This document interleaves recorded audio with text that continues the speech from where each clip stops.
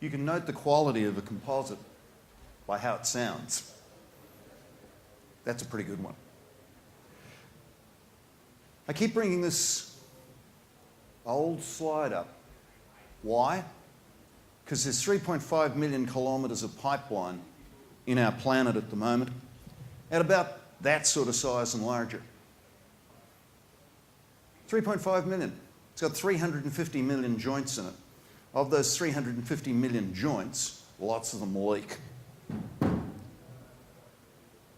So we're going to take a view today and present on how we're going to change that on a global scale. Our global pipeline market at the moment is about 120 billion a year.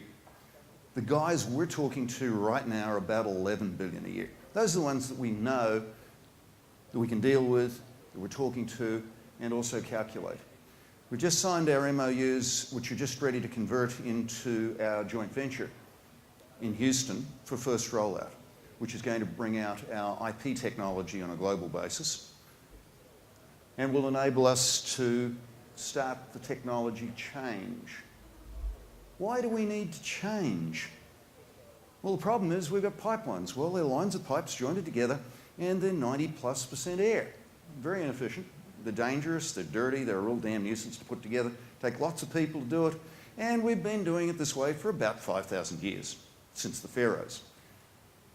Everybody said, okay, let's change to polyethylene. That's even slower. So my background's aerospace, weapons systems, structures, etc. So we're not going to look at this today from the level of our Eagle, which flies about 10,000 feet, or a Dreamliner that's sitting at 40,000 feet. We're going to look at this from the International Space Station, from 350 miles up. Why do I choose those? Because at some stage or other, I was involved with every single one of them. So we've seen the change from metallics to composites in air transportation. Metal aircraft to composite aircraft. Nobody buys metal aircraft anymore. They're all composite. So when it came to leaking pipes, because we owned a pipeline company at the time, what do you think we came up with? A composite solution that's continuous, without joints, both onshore and offshore in time, and it's no longer a line of pipes. We call it a fluid highway because it comes off the back of a truck. So we're going to change fluid transportation the way Boeing and Airbus have changed air transportation. Except this time, instead of being a little contractor, we're the major. Think of us as Boeing. So how do we do this? We print what we call a sock in a factory at about 15 metres a minute. We stack it into containers. We either can produce pipe in our factory or containerise it and take it out into the field. Why is that? Well, we turn this into this in the field using that. I'm supposed to make as much noise as possible. That's a good pipe. So we've resin, glass, caterpillar. We blow it up just like a balloon being blown up by a clown. We can do that at 10 metres a minute, kilometres and kilometres a day. We can do it in all sorts of temperatures and conditions in the field.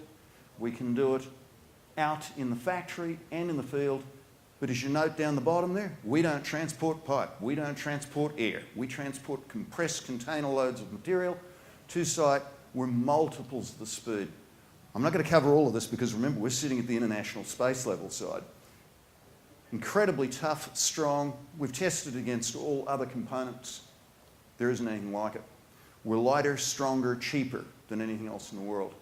Yeah, we're all these things, not by a small margin. Sometimes 200 times, sometimes 30 times, with the lowest CO2 emission in the world per kilometre. And we're non-conductive, so you can run straighter along underneath high-tension power lines. We can customise our pipes specifically to that which we are transporting, be it CO2, hydrogen, oil and gas. We can use glass, carbon, basalt. If we're doing geothermal, we'd be using basalt. We're going to put this on the side of a volcano. It's basalt. Epoxies, vinyl esters, acrylics, urethanes. We utilise this technology to do all of those things that normal pipes can do and more. We can now transport raw CO2 with all of the combustion wastes and bury it. And hydrogen is coming up, and that's the studies we're working on at the moment. We say we're driven by know-how. protected by patent. So we have multiple patents and multiple patent families coming up globally. We're operational now. 10 kilometres in Laverton, Western Australia. We've done about 15 k's all up. Think about us globally. We're going to roll this out globally. What its effect on the water distribution network of our planet is going to be is substantial. There's $27 trillion worth of infrastructure coming up in that area. We will inevitably dominate the energy distribution networks of our planet. Our federal government and ourselves are working on the hydrogen programs for Australia, Japan and Korea. The Cabinet meeting just endorsed this policy and we're the key technology for the transportation of hydrogen coming up. This is a desktop study we're just doing right now on 1,660 kilometres of hydrogen network. And look at it. We're not just a small change. We're 200 times here, 20 times there, 40 times there. But this is hydrogen that is profitable almost today. If we put this in now, we'll make money out of hydrogen. That's what we're talking about because we have 5 fueling stations, we'll be feeding the mines on either side. We're not affected by market up and downs. Our outlook is population increase, density increase, Singapore increase, Southeast Asia increase. We will be able to engage with all of those technologies and all of those developments. We're blue and green, land and sea. Long pipes will be in both.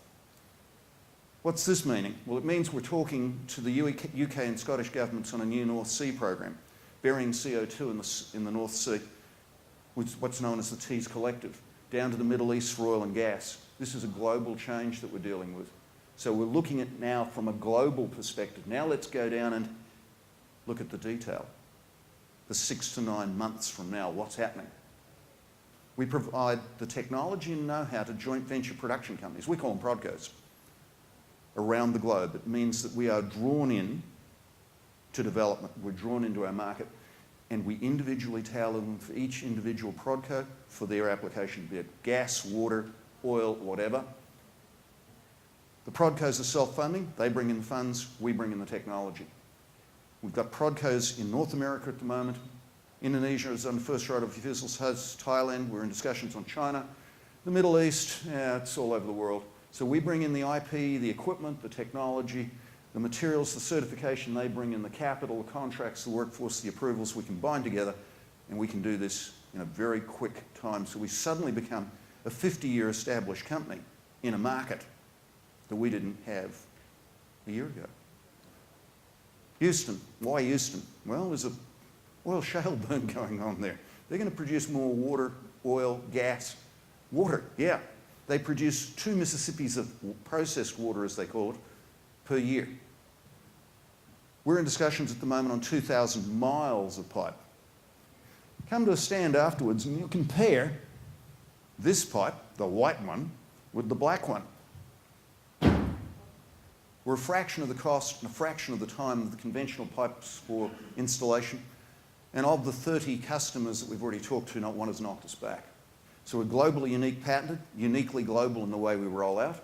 We've got a proven market, proven technology with a proven partner entering Houston in 6 to 9 months' time. Do we have the capability of doing this? Yes.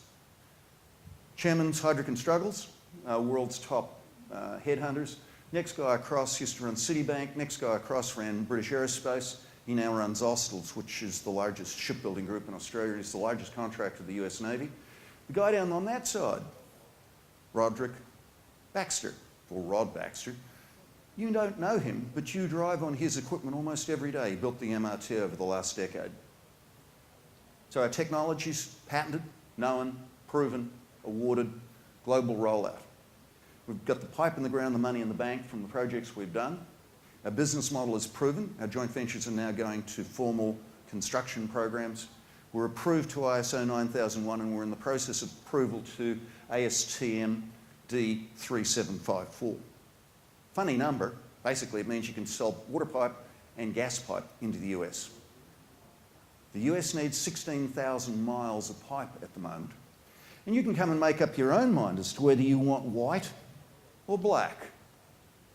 So far, every single person we have spoken to wants white. So we've got 2,000 miles, or about $600 million of contracts coming up for what? So we have a technology we spent $20 million on. We're now working with the federal government, etc. on it. We've got $1 billion country contracts coming up, 11 billion global. We make a margin of 40 to 70%. We're looking at an ASX and a NASDAQ listing, 6 to 9 months of profitability, 5 million raised at the moment for 48 million valuation. Next block's going to be at about 10 for 70 million.